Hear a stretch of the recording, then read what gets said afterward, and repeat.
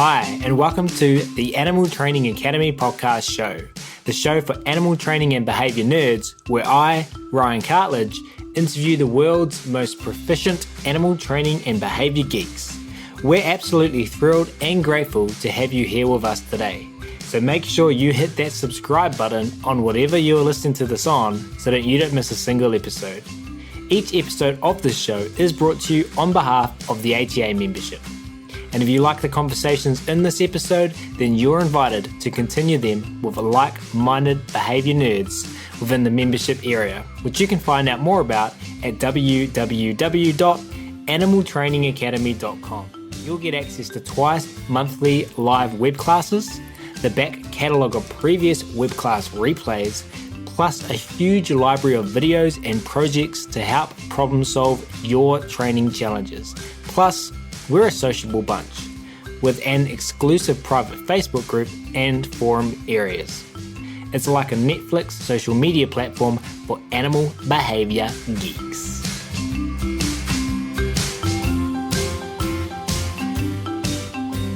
But we will start today's episode where we will be talking to one Nikki Morrison.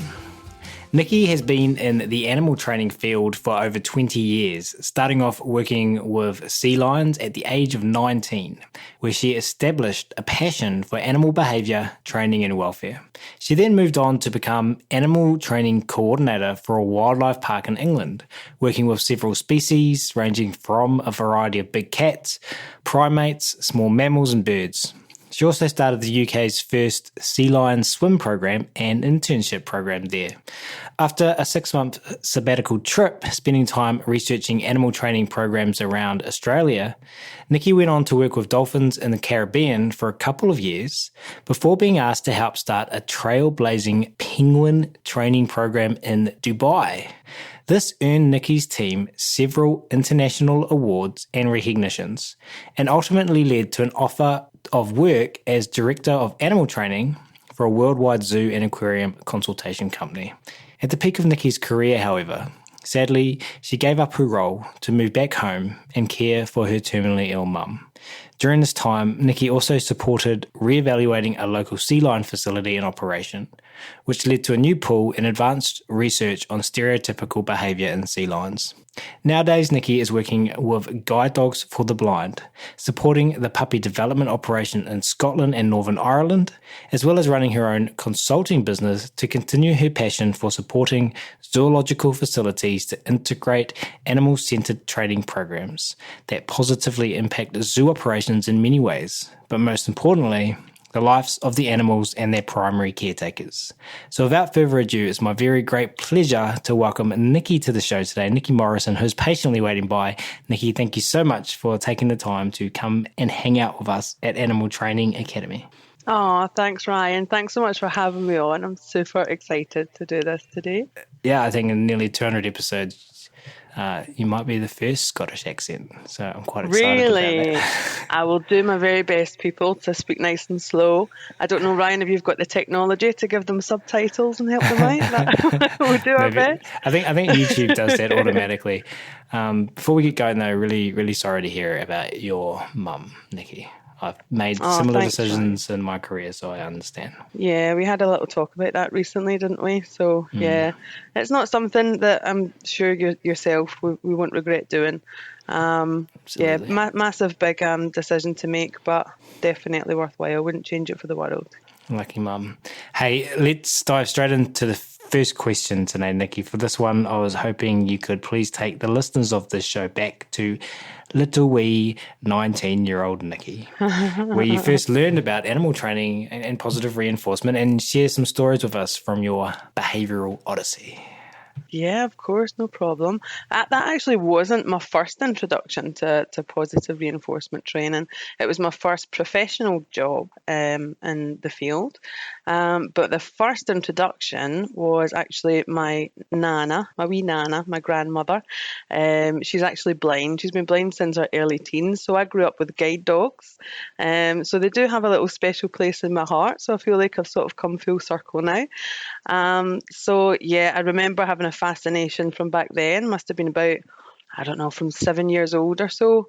and just been fascinated that through training, a dog could be completely responsible for my wee nana and get them safely across busy roads and through shops and busy city centres and things like that. So that was the first sort of fascination, and wow, animal training, it was like magic. It still is magic to me, like 20 years on, but I remember just being absolutely fascinated by that.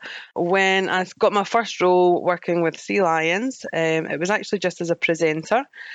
So I was just presenting the shows, and I worked it was an external company actually that had the sea lion presentations at the time. It was a contract, and it was a married couple. One was working with sea lions in SeaWorld Orlando, and the other was with Dolphin Cove in Orlando. And they trained me up along with another mentor that I had there, Nina. Nina basically taught me everything that I knew to begin with about sea lions and training and behaviour and everything that came along with it. And yeah, I found probably the first time something that I was really, really passionate and interested about. I'm not a big fan of reading for fun, and I found myself absolutely enthralled in any literature that I could find on behaviour, psychology, biology, any little bits and bobs that would help me better understand the animals, better understand the approaches that we were taking, and just best practice really. In that first 2 years, and I know from speaking to a lot of other colleagues and people in the field, that first 2 years, I felt like I knew absolutely everything that there was to know about animal training. It's like I absorbed all this knowledge. I would get excited sharing it with other people, realizing that it wasn't everyone else's passion, but made them listen nonetheless. And then the longer I have been in the field and the more that I learn, the more I understand that I know nothing, and I will forever be learning lessons on animal behaviour and training.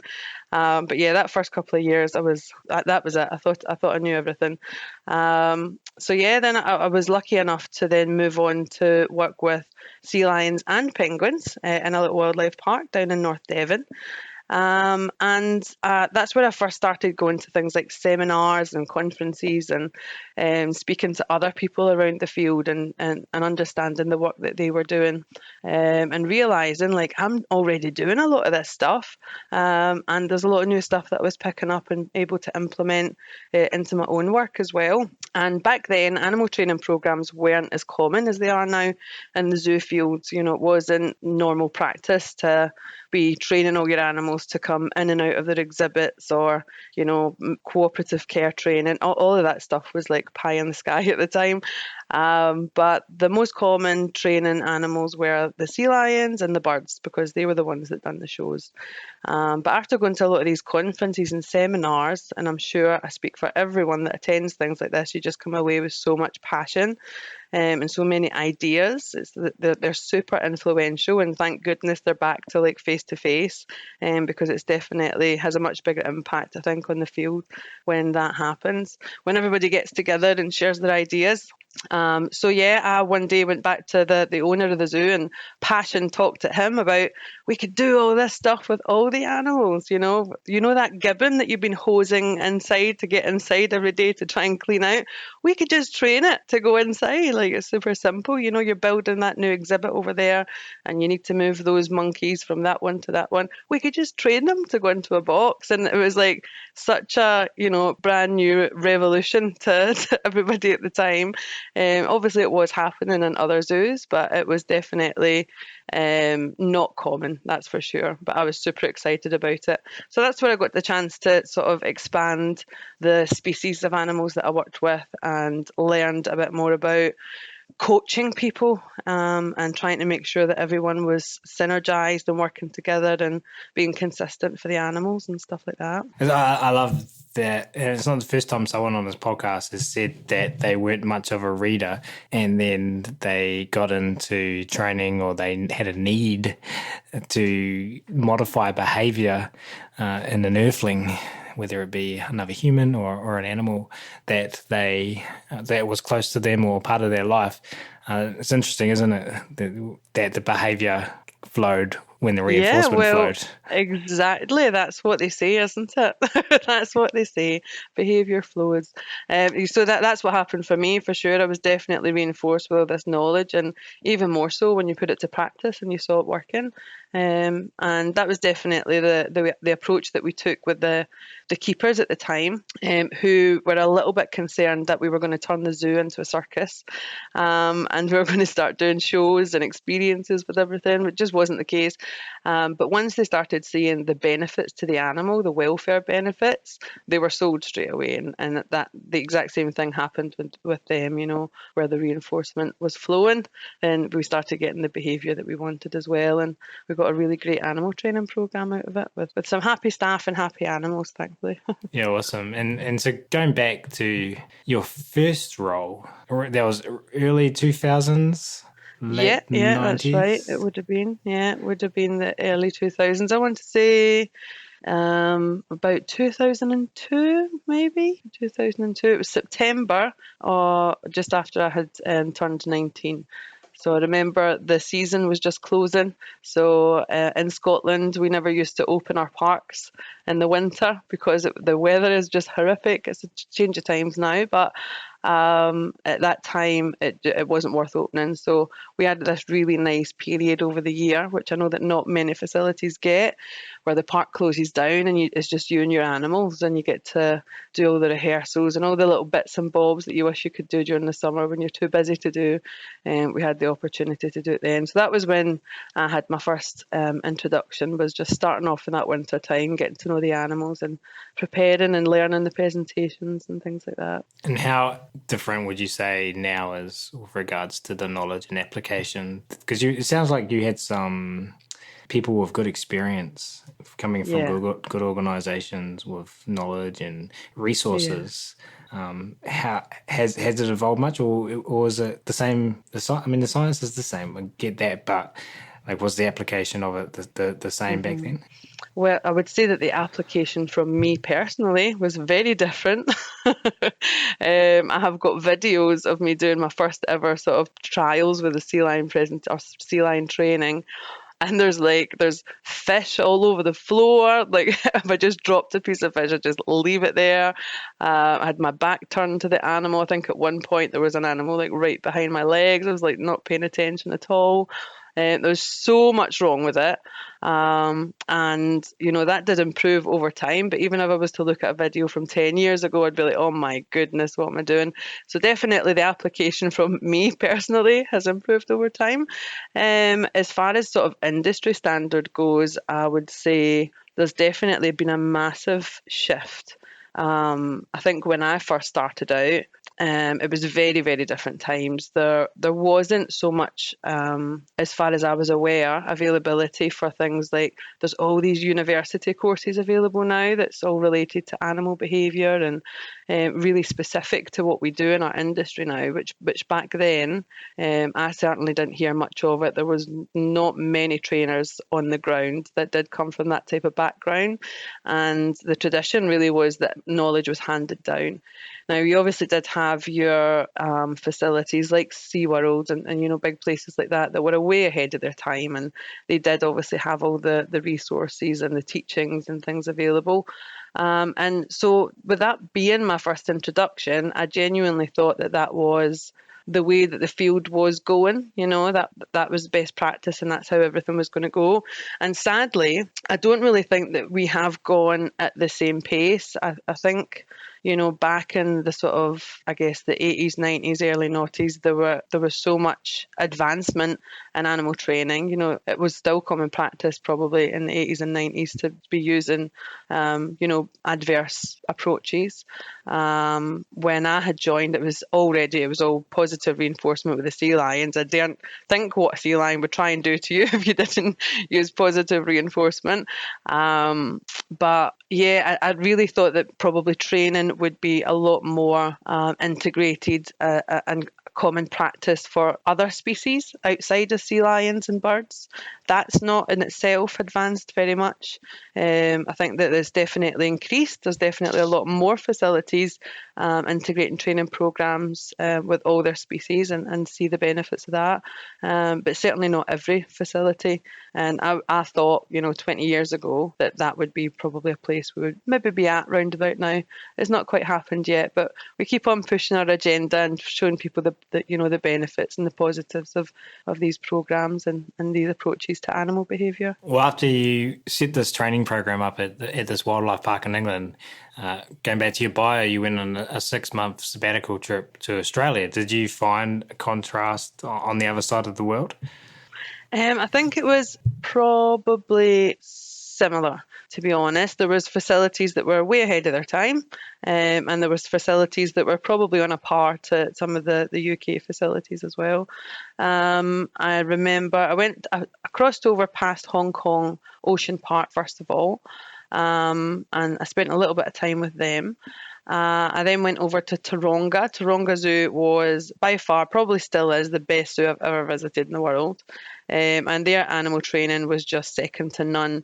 Like their bird show gave me goosebumps. They had the leopard seals there at the time, which was just like, wow, They were the only leopard seals under human care at that time. There isn't any anymore. These were rescues. And I was lucky enough to spend some time with the guys there, and they allowed me to meet the leopard seals, which to this day is my most favourite animal encounter. I've encountered many, many species of animal, but the leopard seals are just something else. So yeah, that was super impressive. I went all the way up the east coast, so I spent some time at it was Pet Porpoise Pool at the time. I think it's changed names now. I spent some time at Australia Zoo and Underwater World and Melbourne Zoo and Perth Zoo. So I've done a little jump across to the other side for the end of my trip.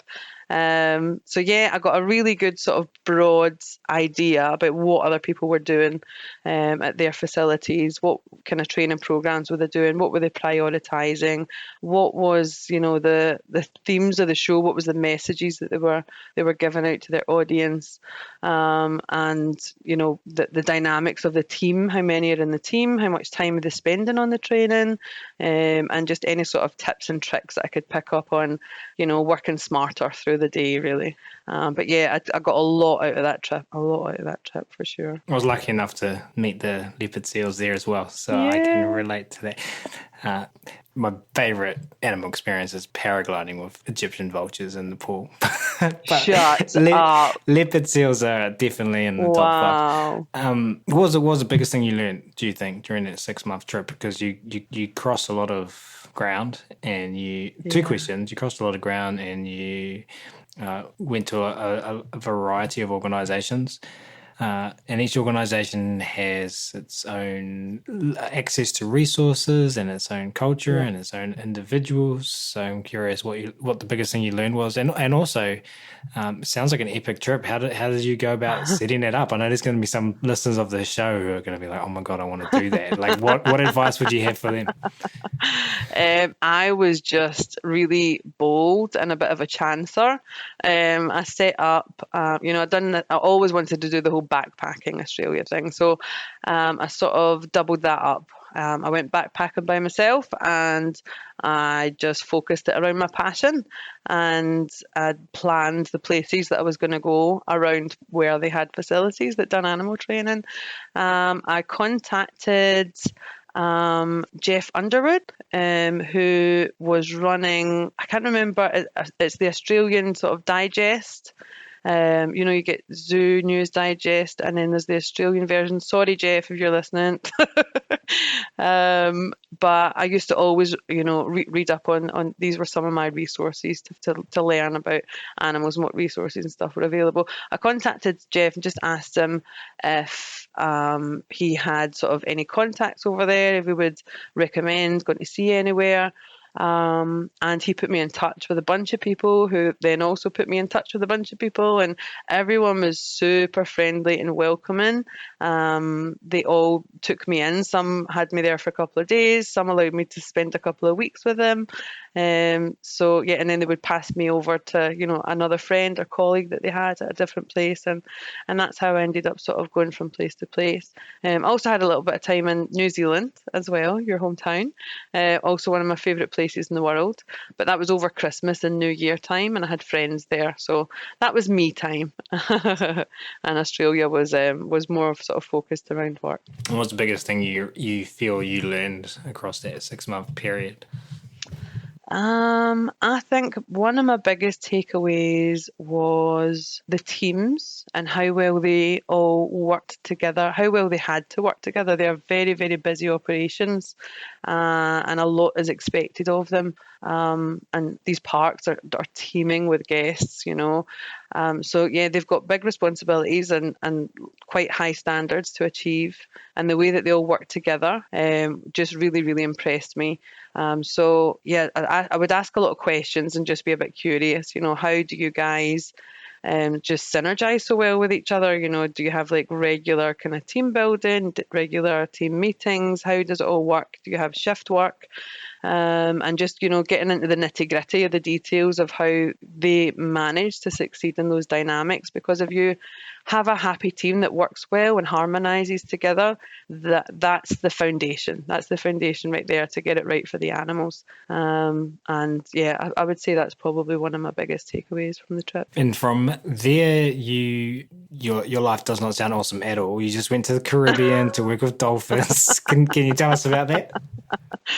Well, after my little trip around Australia and New Zealand, I decided I wanted to go and live somewhere sunny. So I really fancied living abroad, and I just started applying for a bunch of different jobs. I was offered a sea lion job, and it was in North America, but it was so far north it was just as cold as Scotland.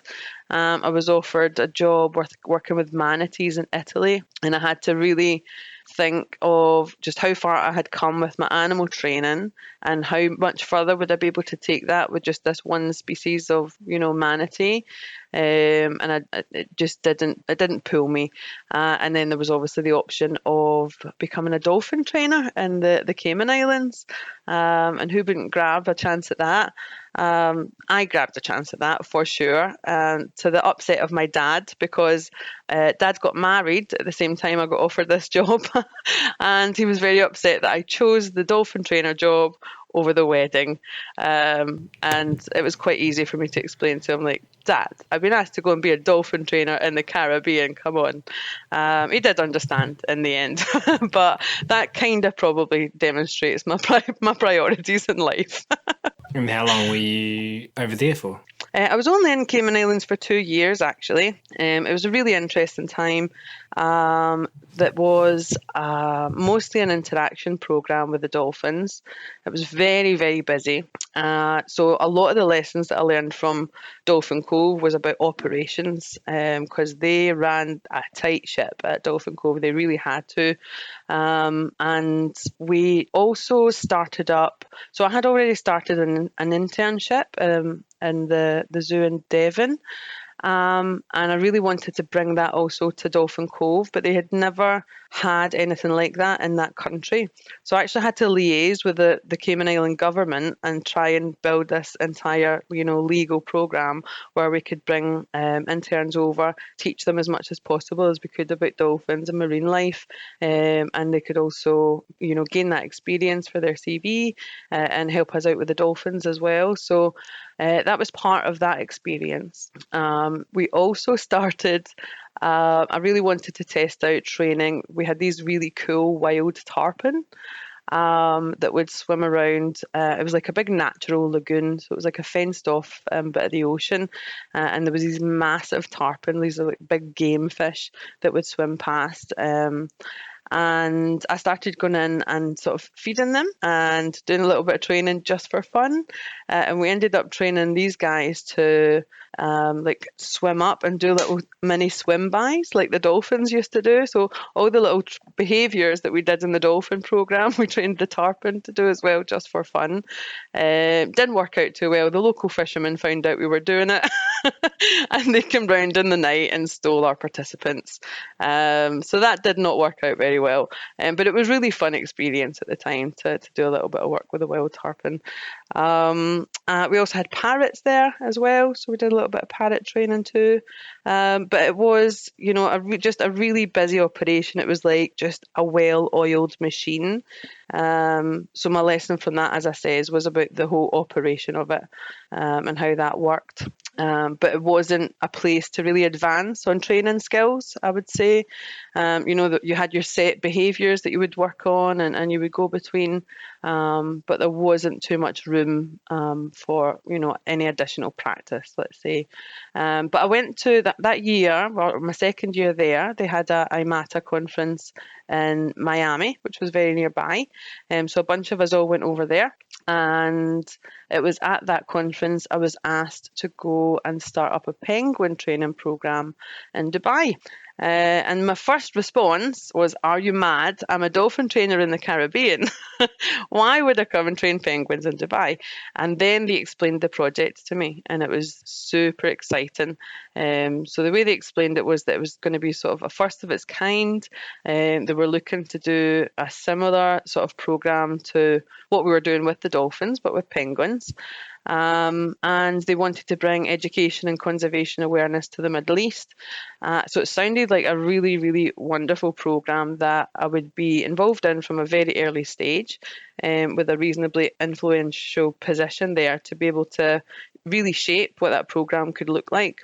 And I would also get the chance to work with Peter Dickinson, who had been reading about for years and years and years, since so early on in my career, who ran, and still does run, Zoo News Digest. So he has so much experience under his belt, and I was really excited about the opportunity to have him as a mentor. So he was a massive selling point for that. When we got over to Dubai, I got over on the September or October, and I think it was October. We then got the team together, so it was a construction site when I arrived.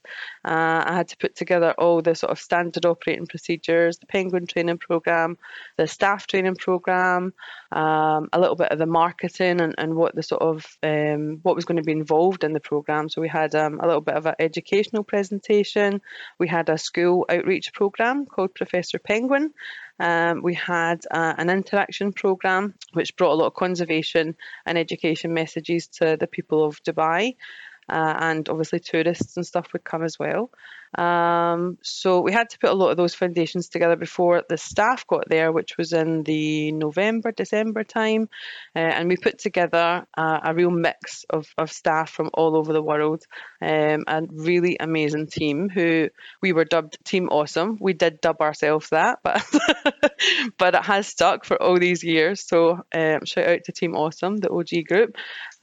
So we had those guys came over. We worked together to put the program together, took everyone's ideas into account, and we had so much diversity there that the ideas were just flowing of how we could do this. So it was all based around choice and control for the penguins, obviously positive reinforcement training, but we did have a really tight timeline.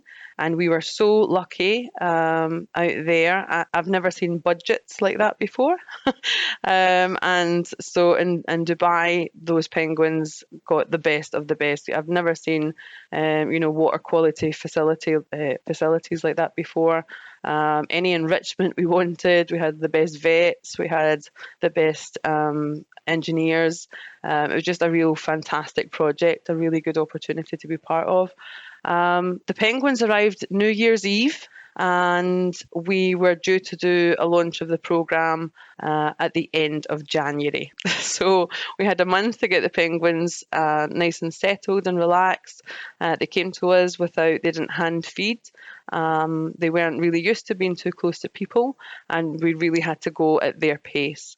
So needless to say, the program started off as look from a very far distance and ask whatever questions you want, and really, really slowly but surely we managed to come up with a really smooth, slick program that incorporated penguins having the choice to come out and participate, or to stay in the what we called the penguinarium with all the other penguins, which was a really, really fun thing to be part of as well. And we had the opportunity to present our work at the next IMATA, which was in Hong Kong, and that was probably my most favourite experience ever.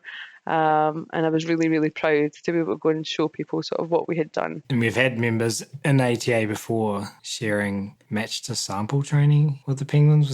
Was that in your team at the same time? That wasn't when I was there. That was after my time. They have done so much cool stuff since I was there. So I was only there for the first 2 years. I launched the program, got it running nice and smoothly, and the team have taken over and advanced it way above and beyond, I think, what anybody could imagine for it to be. So yeah, I'm sure they've done lots of really cool research and learned much more things since then. I'm curious. I've always said that every training problem, that's not accurate. I haven't always said this, but I've always contemplated that every training problem is a resource problem, because if we have unlimited resources, we can hire the best people, we can get all the equipment, we can and solve that project things. is the perfect example of that. Is that Yeah. like with that much resources, did it seem like anything was possible more so than Definitely.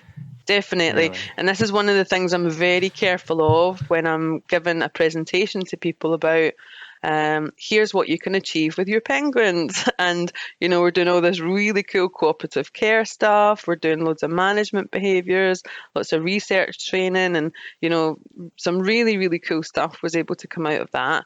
And one of the first questions, if I've not already tackled it, is always, you know, how did you find the time to do all that?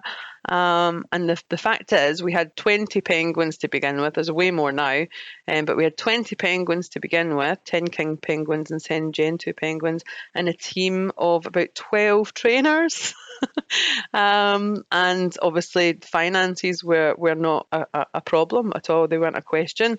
And we had just some of the best people on the ground. So for sure, I think that is the perfect example, that resources are our biggest hurdle, for sure. And how does that factor into your work now as a zoo consultant, going into an organisation and knowing that you're being asked to do something, you've got to go in there and get a picture of the available resources, and then help this team achieve their goals, and also communicate that is dependent on resources. How do you incorporate that into your current work? Asking That's for myself, a really good everyone. question. Really good question, Ryan.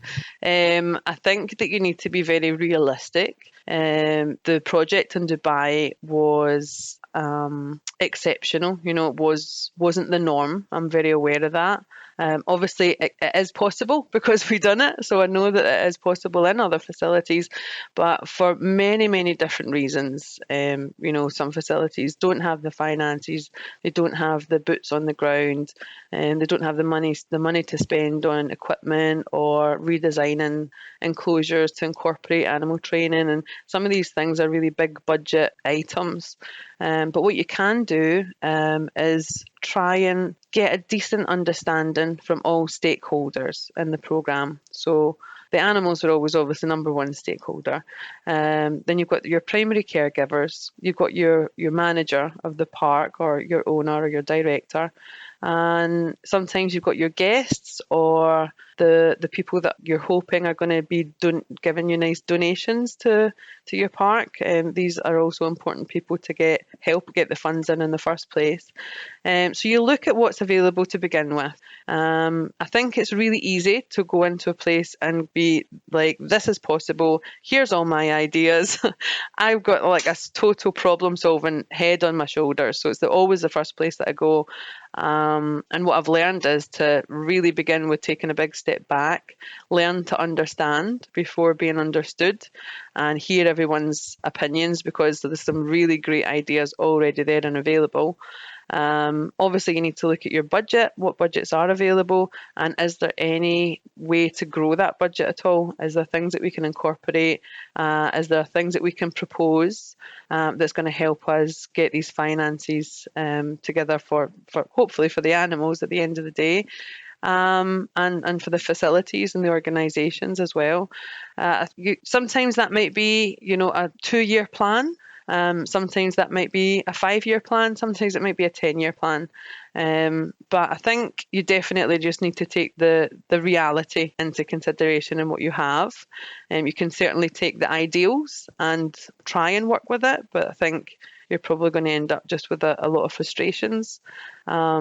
So yeah, it's important to be realistic, but it's also good to recognise what is possible and what we can do and try and find a happy medium within that, if that makes sense. Yeah, absolutely. And I know that we've got listeners of this podcast show who are doing zoo consulting or going to organisations that might not be zoos, they might be parrots, they might be horses, they might be dogs, whatever, and they've got to implement a program. And I like that you mentioned multiple times, and your takeaways have been operations and teamwork. Yeah. But how do you, and you just said you go in there and you seek first to be to understand rather than to be understood. But if you got called up to come to a new zoo and they said, "Hey, Nikki, we want you to come in. We've got minimal animal training going on. We want to bring you in for a week." What would be your priorities in that space? My priorities would be, again, seek to understand. So go around wherever it is that they feel that I might be needed. Observe what the situation is. Be curious. Listen to what ideas are already available. Be mindful that probably a lot of work has already gone into things before I have arrived, and figure out a way where I can be valuable, I can add value to what's already there. Taking into consideration, as we already mentioned, the resources, the budgets, the staff, the time, and just taking what I've learned over the last 20 years with all the different species and the different types of facilities, the different types of operations, taking all that into account along with, the science and the theory behind things, and figuring out what works for that specific situation. These programs very much need to be tailored to the situation. I don't believe that you could have, an outline of an animal training program for a zoo that is going to work for every zoo. I think that that's quite unrealistic. But there are certainly ways, if time is a challenge, there is ways to make time, there is ways to challenge certain practices that might be happening. Sometimes, when you take a bit of a step back, you realise that part of your daily practice is something that you do because you've just always done it, or because that's how you've been told to do it. And it's okay to challenge these things and think, why am I doing this? Is there another way to do it? Are there any alternatives? You'll normally find that there are other options available. And it's easy enough also to just look at your priorities, put things into, I don't know if you've heard of the prioritization quadrant, Ryan. So that basically looks at, if you were to look at a quadrant, you might have heard of this before if you're listening, but on your top left corner of your quadrant, you're looking at things that are urgent and important. On your bottom left quadrant, you're looking at things that are urgent but not important. On your top right, you're looking at not urgent but important. And on your bottom right, not urgent, not important. And you can really easily and quickly pop all your priorities into what those boxes might be. And every situation, whether it be within your facility, whether it be your facility restraints, and not everybody has an enclosure that's set up and designed specifically to do animal training within it. You also need to obviously look at Susan Friedman's roadmap. 9 times out of 10, you can just look at the basic setup of things. Is the environment right for the animal? Have they got on the right diet? Looking at all those sort of side of things first. Is there any medical issues? So crossing all that stuff off first before you even begin looking at any sort of animal training program. And those would all be obviously your urgent and important things to look at. You're then looking at, what plans do you have coming up? Are you planning on moving this animal to another facility? Then obviously your most important thing to train is going to be around transport work. Are you looking at putting an animal under anaesthetic sometime soon? Do you need to do some injection training with that animal? Are you concerned about certain species' weight? Do you need to do some regular weighing with them?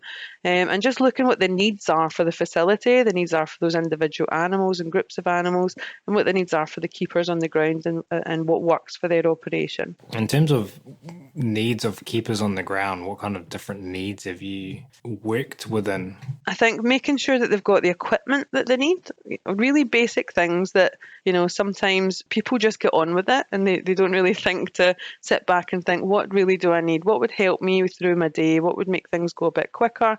And sometimes you can look at, is there any tools? Is there any technology? Is there anything else that you can maybe integrate into your daily routine that's just going to help you find that time to then integrate the training? Making sure that they have the time. So is there anything that management can do to support that? Is there anything that the other teams can do? Could they somehow figure out a way to work together and team up so that they can find a little bit of extra time to support each other with their animal training? So yeah, it's normally really basic challenges, and just keeping the communication consistent, sometimes putting some sort of process in place where they can keep up their communications. So for example, I'm working with a team at the moment who's doing some training with their goats, and one of their goats is not a big fan of sort of people or people coming near. He finds them very aversive. So we're doing some work just now on some station training and some protective contact work. And that team are very, very small, and so they rotate quite frequently. They don't spend much time with each other.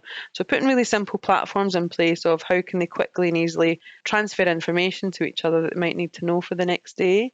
Again, you might look at, an ideal world. You would have a primary trainer who keeps a brand new behaviour being trained consistently, and they're able to advance that animal and build relationship with that animal, and maybe they get to work side by side with their colleagues and they get to communicate that way, and not every team has that luxury, so you need to just try to take from your lessons and implement them to what you have available.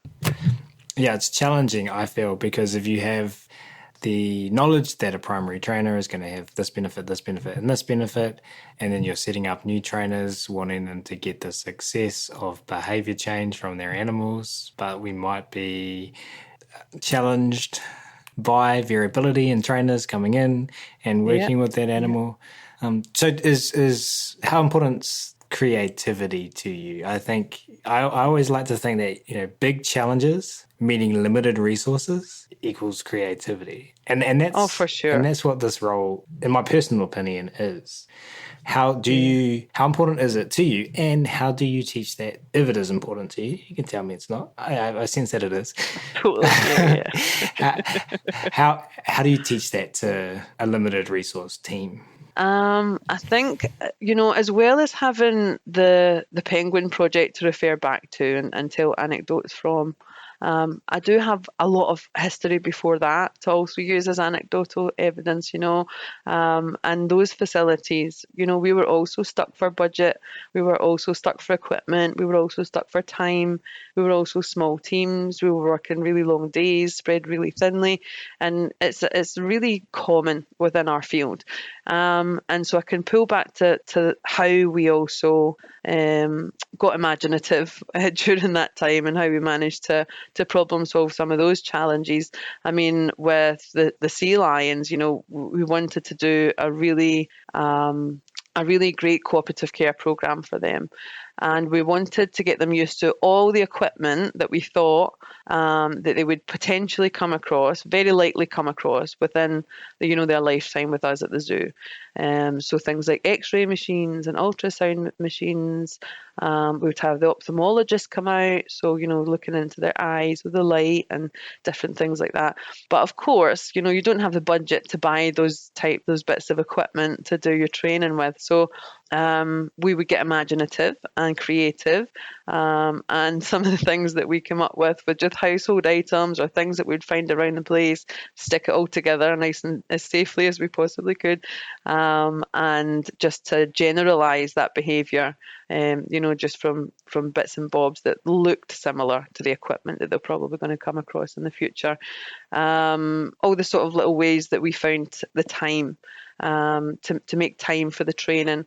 I'm sure it's been said many a times on this podcast, every interaction with the animal is an opportunity to shape its behaviour, and it is shaping its behaviour, whether you're cognitive about it or not.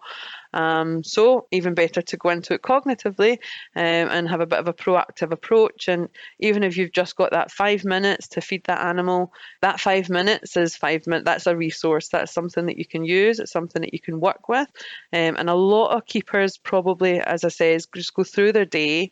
They're in their little routine, and they're probably feeding away and cleaning away and thinking about what they're going to have for tea that night. And but actually, some of these are really cool opportunities that you could really utilize it. And although it would take a little bit longer, because you have the really small windows to be able to do it, and it is still possible. You can still achieve really great things using those really small opportunities. I like that every interaction is an opportunity to shape behaviour. I don't know if I've heard it framed that way. The normal framing is every opportunity is an opportunity to, or every interaction is a training moment.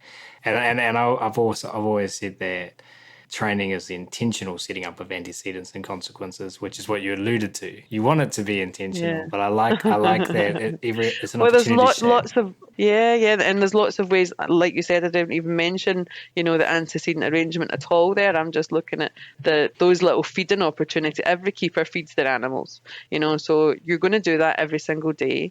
In which case, you're creating a pattern, and within that pattern, you can implement a program. So not even mentioning all the other stuff you could do beforehand, with the enclosure and with your antecedents and different things you can put in place. It's just thinking outside the box and looking a bit closer at those opportunities, a bit more mindfully. Yeah. Well, I've got a ton of questions, but I am going to bite my tongue because I want to hear about your time between Dubai and the present moment. You then got, because of your work in Dubai, offered a job as Director of Animal Training for a global zoo and aquarium consultation. I did. So the company was called Zoo Oceanarium Group, and they were based in Abu Dhabi, but we consulted for zoos and aquariums all around the Middle East and Asia. We also had some really cool opportunities to work with the UAE government as well, and some really cool stuff come out of that. One thing being that we had obviously access to the audience of the Abu Dhabi royal family, who are very influential, obviously, and we were able to educate them on current sort of standards of animal welfare and the way the world is going. Tell them a bit about some of the conservation programs that are happening out there. And there was at the time quite an infamous street of pet shops that were really, really poor animal welfare standards that were there. And just from having these conversations with the family, they actually closed down this entire street of these really horrible little pet shops, which I was quite proud of. I thought that was an amazing achievement, just to come from, a little bit of education. And it just goes to show you don't know who you're talking to when you've got visitors and stuff coming into your facilities. So again, that's a really great opportunity to spread your message of why you're doing what you're doing right now. We also did a lot of work with Manila Ocean Park over in the Philippines. Again, they wanted to do some work with their penguins. We also did a little bit of stuff with their sea lions and stingrays, and various other marine species over there, but mainly focused on the penguins. And that was quite an interesting one to look at your opportunities, actually, because I had to think outside the box a little bit for this training program, because it was mainly the photographers that were spending time with the penguins. The keepers would feed them and clean them out, and any sort of free contact work, then it was the keepers. But they were away, working with other animals through the day and carrying on with their operation. Meanwhile, they wanted to do some photo opportunities with the public, really non-intrusive. So it was just like one of these little bubbles, that you pop your head through, and the photographer would just snap a shot of your little head through the bubble with the penguin nearby. So it was really, we focused there on training the photographers on how to be trainers, because they were the ones that were spending the most time shaping the penguins' behaviour, whether they knew it or not. And beforehand, I don't think that they did always know it. And when they became a bit more mindful of it, they were starting to get the behaviour that they wanted, from the penguins, just nice and calm and not being, stressed out by people popping their head up, coming up and pecking on the glass and stuff like that. So they had nice, relaxed behaviour from the penguins round about. So yeah, that was a slightly different approach. And again, going in and looking at what resources are available, what does the current operation look like, and how can we make this work best for the animals and the organisation. And now you have a job title, which I don't know if this is your job title, but your job description, which I think many people are going to be envious of. Puppy development operation. For Guide Dogs for the Blind, an amazing organisation, but their operation in Scotland and Northern Ireland. Do you want to tell us about that? Yeah, so I'm a puppy development supervisor, and I have a team of puppy development advisors that are spread out all over Scotland and Northern Ireland. And we help to raise the puppies for Guide Dogs for the Blind. So it's a really, really cool program. It's lots and lots of fun. And the team on the ground that are helping raise our puppies are just, phenomenal. So knowledgeable, so passionate about what they do. Our puppies are raised by volunteers. So they're raised in people's homes. And the puppy development advisors go around and support them and give them advice on behaviour and training and health of the puppy, and just make sure that they've got support throughout that journey. So yeah, it's a lot of fun. We just introduced our new puppy training programme, or our improved puppy training programme, called Puppy Raising for Excellent Partnerships, or PREP for short, which is a really fabulous programme that's been put together. It's got so many cool resources now that we can use to help educate and grow our volunteers' knowledge and practice. So yeah, that launched, it was in creation when I first started, and it just launched last year. So that's going really well. So again, that's another sort of thinking outside the box type of approach, when you're not actually training the animal yourself. You're not training the person who's training the animal themselves. You're just supporting the person who's helping to support the person who's training the animal. So it's a real chain of events going on there. But luckily, there's a massive organisation behind it who are super supportive and doing a really great job at what they do. So yeah, it's really lovely to be part of. Yeah, awesome. And last thing before we wrap up, part one of this episode is you're now running, and then you've set up your own consulting business. And reading from your bio, your consulting business is to continue your passion for supporting zoological facilities to integrate animal-centered training programs that positively impact zoo operations in many ways, but most importantly, the lives of the animals that they're primary caretakers. Do you want to share with the listeners of the show a little bit about what you've set up, and if anyone out there listening is interested, how do they get in contact with you? Yeah, for sure. So I really decided just at the start of this year, actually, that I was missing. So I've been at Guide Dogs for 3 years now. At the start of this year, I was just really missing the zoo work. I was in the field for a long, long time. Something that I was very passionate about, and that passion hasn't gone away. And I just really would love the opportunity to, pass on my experience and my knowledge to the next generation of keepers and trainers, really, and because that's what happened to me. That's how I learned. I had lots of really influential people in my life that came and taught me all these little golden nuggets of information that have helped me along on my journey. So it's more of a passion project than anything else. My mission with Animal Training Toolkit is really to support the well-being of animals by supporting their caregivers. And my vision for this is to try and provide a complete package of user-friendly, accessible tools for animal caregivers of all ages that will either enhance their existing animal care and behaviour management plan, or provide them the tools to help create a comprehensive programme, blending the science with over 40,000 hours of varied experience and varied species. I'd really like to put together a comprehensive toolbox, if possible. This is my dream to put together. So things that will be really helpful to people. So animal training plans, different approaches, tips and structures that they can take to help them with their training programme, taking into account species-specific considerations and resource limitations, as we spoke about. Also doing a little bit of explained terminology and infograms, trying to make the work a little bit more accessible to everyone. There's so many different learning styles out there. Not everyone comes from an academic background. Not everyone learns that way. Maybe they have had to learn that way because that's how our education system is set up, but might not be their favourite way or the most effective way for them to learn.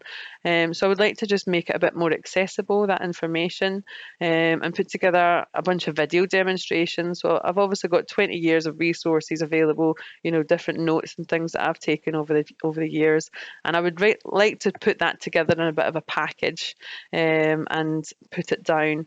I think there was actually there was a quote on one of your last podcasts, actually, or one of your older podcasts, and I really loved how that sounded, which was, the only difference between screwing around and science is writing it down.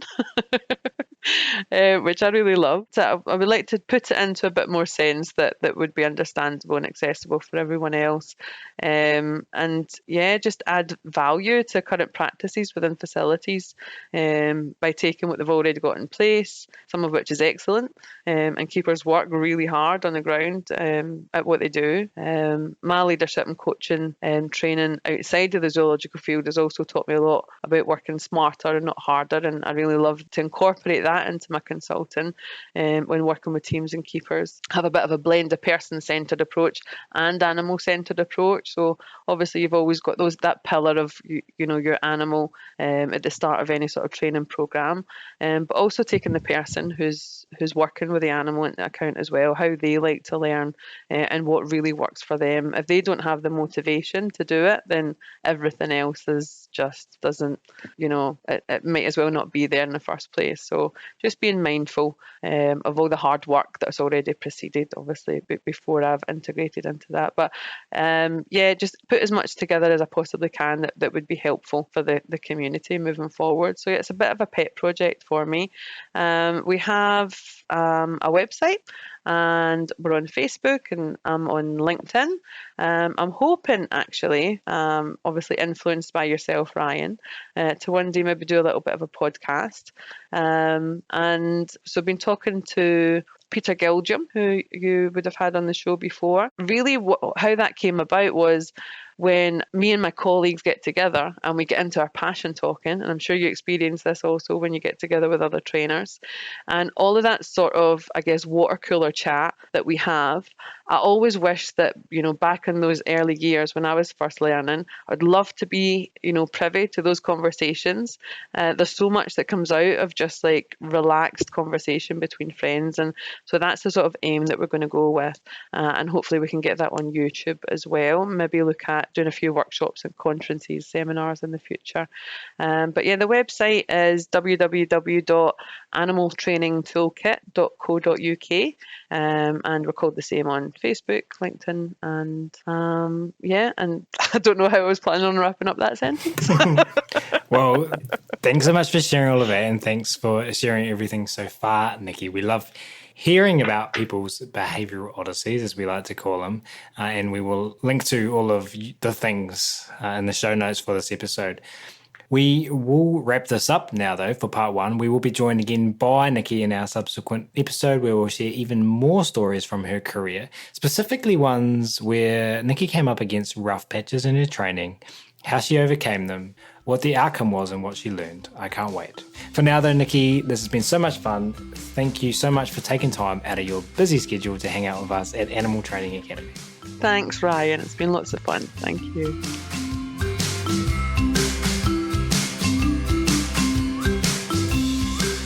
We do, of course, really appreciate all of you tuning in today as well.